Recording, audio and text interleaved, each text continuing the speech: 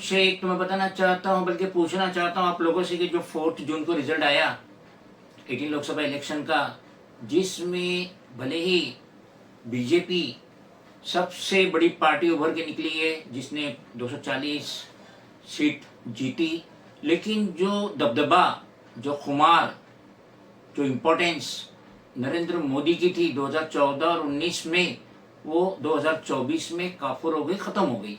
तो मैं आप लोगों से पूछना चाहता हूं कि जो ये साम्राज्य था नरेंद्र मोदी का, जो ढह गया, तो किसकी वजह से ढह गया?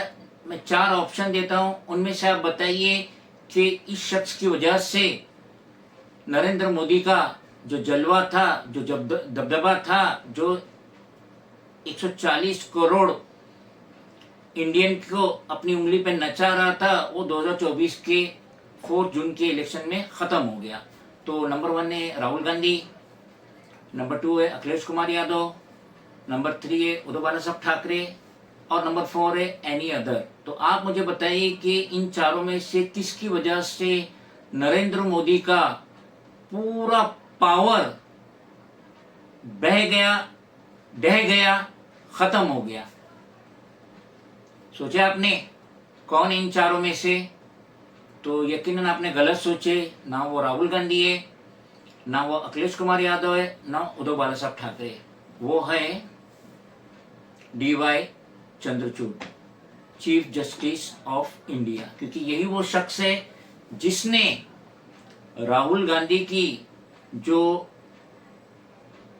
MP की जो उनकी पोस्ट थी, जो कि गुजरात कोर्ट ने उन्हें ख़त्म कर दी थी, 2 साल की सज़ा सुनाई, और जो भी सांसद है अगर उसको 2 साल की सज़ा लगती है तो वो अगले 2 साल इलेक्शन भी नहीं लड़ पाएगा, और उसकी जो मान्यता है सांसद है वो ख़त्म हो जाती है। जिस तरीके से राहुल गांधी को अपना सांसद का जो रेसिडेंस था, रूम था, फ्लैट था, बंगला था, उसको खाली करना पड़ा, और उन्होंने गवर्नमेंट सर्वेंट को चाबी भी दे दी है।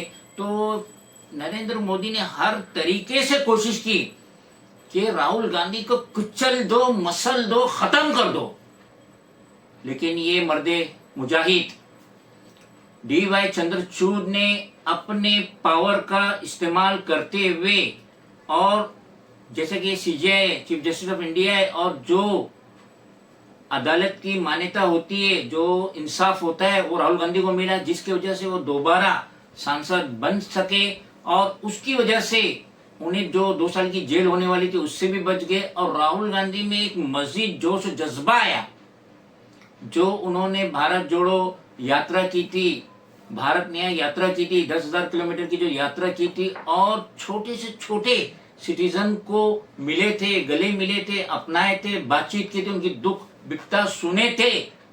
उसका ये जलवा हुआ कि PM नरेंद्र मोदी का जो एरोगेंस थे वो खत्म हुआ, फिनिश हुआ। तो अभी मुझे तो कल PM नरेंद्र मोदी इटली से रिटर्न हुए, और जब वो प्लेन से बाहर आ रहे थे, और एक भी बड़ा लीडर, एक भी मिनिस्टर, कैबिनेट मिनिस्टर, कोई भी उनको इनवाइट करने के लिए नहीं आया। तो ये बहुत ही बड़ी इंसल्ट हुई है मोदी की। हर बार क्या होता था, जब भी मोदी आउट ऑफ इंडिया जाते थे, मिनिस्टर्स आते थे, प्रोटोकॉल आते थे, बड़े बड़े नेता आते थे उनकी रुखसती के लिए, और जब वो रिटर्न आते थे देश में तो उनके लिए वापस आते थे। मगर कल 15 जून सैटरडे 2024 कोई उनको रिसीव करने के लिए नहीं आया। तो एक बहुत ही बड़ी इंसल्ट हुई मोदी की। और जो मोदी का जलवा था 14 और 19 में, 24 में काफुर हो गया, और जो उनकी हुकूमत भी चल रही है, अब वो कितने दिन रहेंगी, 1-2 महीना, 6 महीना कह नहीं सकते, कभी भी लुढ़क जाएंगी।